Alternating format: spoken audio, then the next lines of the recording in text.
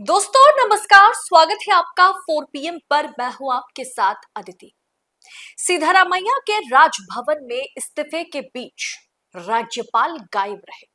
4 deputy CM पर suspense बना हुआ है। क्या राहुल गांधी ने कर्नाटक में जो खेल खेला है, क्या उसे मात देने के लिए भारतीय जनता पार्टी उससे भी बड़ी साजिश रच रही है? दरअसल कर्नाटक की राजनीति में एक बहुत बड़ा उलटफेर हो चुका है। सुबह से या कल से आपने ये न्यूज तो देखी है। लंबे समय से चल रही खींचतान और अटकलों पर विराम लगाते हुए कांग्रेस हाईकमान ने राहुल गांधी ने फाइनल फैसला तो ले लिया है। कर्नाटक के नए मुख्यमंत्री अब डीके शिव कुमार है। वर्तमान मुख्यमंत्री सिद्धरामैया ने अपनी विदाई स्वीकार करते हुए उन्होंने डीके शिव कुमार को अपनी कुर्सी सौंपी है। लेकिन इस पूरे हाई वोल्टेज ड्रामे के बीच एक ऐसी हैरान करने वाली खबर आई है जिसने ऑपरेशन लोटस और बीजेपी के गुप्त खेल की शंकाओं को हवा दे दी है।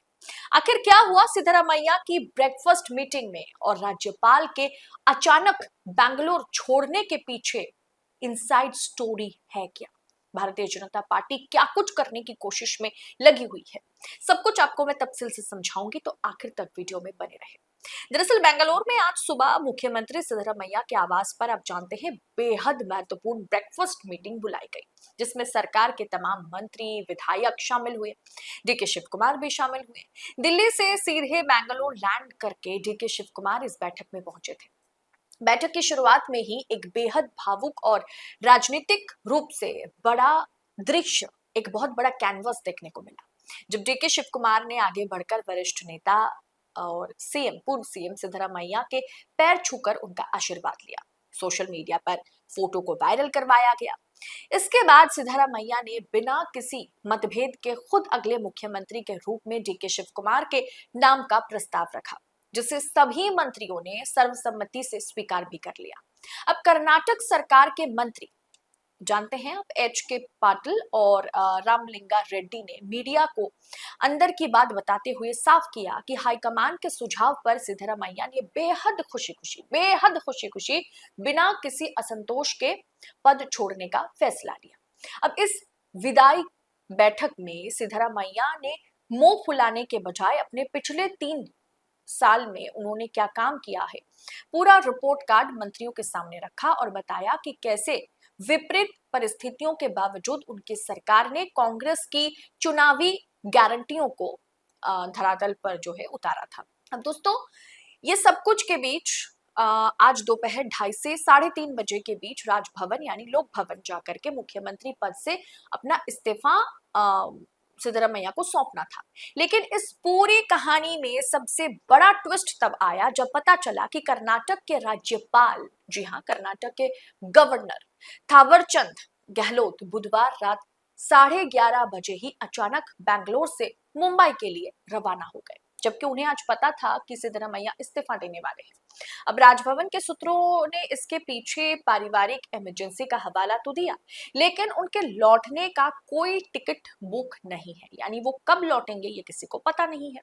अब राजनीतिक विश्लेषकों का मानना है, आप जानते हैं कि भारतीय जनता पार्टी राज्यपाल द्वारा क्या खेल खेलती है, किस तरीके से गवर्नरों का इस्तेमाल होता है, सब जानते हैं। अब दिल्ली में बैठे मोदी शाह के रहते जब तक नए सीएम की शपथ ना हो जाए तब तक खेल को पूरी तरह खत्म नहीं माना जा सकता। राज्यपाल की ये अनुपस्थिति जो है, उनके एब्सेंस बीजेपी की डिले टैक्टिक यानी देरी करने की भाजपा की जो रणनीति है उसका हिस्सा भी हो सकती है, ताकि सिद्धरामैया के इस्तीफे के बाद 8-10 दिनों के लिए राज्य में राष्ट्रपति शासन लगाया जा सके और इस दौरान कांग्रेस विधायकों में फूट डालने की कोशिश की जा सके। हालांकि सिद्धरामैया राज्यपाल के ना होने पर उनके प्राइवेट सेक्रेटरी को अपना इस्तीफा सौंप दिया है। अब दोस्तों, जैसे मैंने आपसे कहा, ये एक खबर है। दूसरी खबर यह है कि 4 डिप्टी सीएम पर सस्पेंस बना हुआ है। डीके शिव कुमार की ताजपोशी के साथ ही अब कर्नाटक में जातीय और क्षेत्रीय समीकरण साधने के लिए चाहे आप खड़गे की बात करें, चाहे आप राहुल गांधी की बात करें, इन्होंने 4 नए उप मुख्यमंत्री डिप्टी सीएम बनाए जाने की जो है एक तरीके से परिकल्पना कर रखी है। अब ये धरातल पर मतलब 4 डिप्टी सीएम बनाए जाते ही या नहीं, बात की बात है, लेकिन सूत्रों के मुताबिक दलित कोटे से जी परमेश्वर या प्रियंक प्रियंक खड़गे जो है, मल्लिकार्जुन खड़गे के बेटे, उनका नाम सामने किया गया। ओबीसी जो कोटा है उसमें से जो यंत्र सिद्धरमैया है, यानी सिद्धरमैया के बेटे, उनको भी आगे किया जा सकता है। लिंगायत कोटे से एम बी पाटिल और ईश्वर खंडरे का नाम भी सामने है। अल्पसंख्यक कोटे से के जे जॉर्ज और यूटी खादर या जमीर अहमद खान के नाम रेस में सबसे आगे चल रहे हैं। अब दोस्तों, क्या जातीय समीकरण या राजनीतिक समीकरण को मद्देनजर रखते हुए 4 डिप्टी सीएम कर्नाटक में कांग्रेस 4 डिप्टी सीएम को पदभार संभालने का मौका देगी? लगता तो नहीं है, लेकिन जो खबरें बाजार में है वही मैं आपको बता रही हूँ। कांग्रेस ने समय रहते सिद्धरमैया से डीके शिव कुमार को सत्ता सौंपकर राजस्थान या छत्तीसगढ़ जैसी अंदरूनी जो डमाडोल है, अंदरूनी जो कलह है, जो लड़ाई है, उससे तो खुद को बचा लिया। डीके शिव कुमार को कर्नाटक का मुख्यमंत्री बनाना राहुल और प्रियंका गांधी का एक बेहद आक्रामक और सोची समझी रणनीति का हिस्सा है। लेकिन राजभवन से राज्यपाल का इस तरह से अचानक गायब होना ये साफ संकेत दे रहा है कि पर्दे के पीछे अभी भी शाह और मात का खेल पूरी तरह से थमा नहीं है। कोशिश में भारतीय जनता पार्टी या अमित शाह लगे हुए हैं कि विधायकों को तोड़ा जा सके।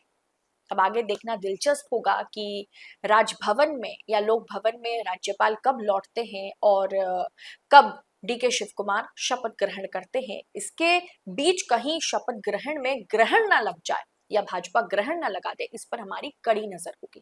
खैर, जिस तरीके से कर्नाटक से जो पॉलिटिकल अपडेट या खबरें आ रही हैं, इस पर आपकी राय क्या है? राजभवन में राज्यपाल का ना रहना, क्या आपको लगता है भारतीय जनता पार्टी किसी खेल या फिर किसी साजिश में लगी हुई है? कमेंट बॉक्स में अपनी राय हमारे साथ जरूर शेयर करें। और क्या आपको यह भी लगता है कि कर्नाटक में 4 डिप्टी सीएम रखना उचित फैसला होगा कांग्रेस के लिए? कमेंट बॉक्स में अपनी राय हमें जरूर बताएं और ऐसी खबरों को यूं ही पाने के लिए 4 PM न्यूज नेटवर्क के साथ बने रहे। फिलहाल इस रिपोर्ट में इतना ही। आपसे जल्द होगी मुलाकात। बहुत बहुत शुक्रिया आपका। जय हिंद, जय भारत।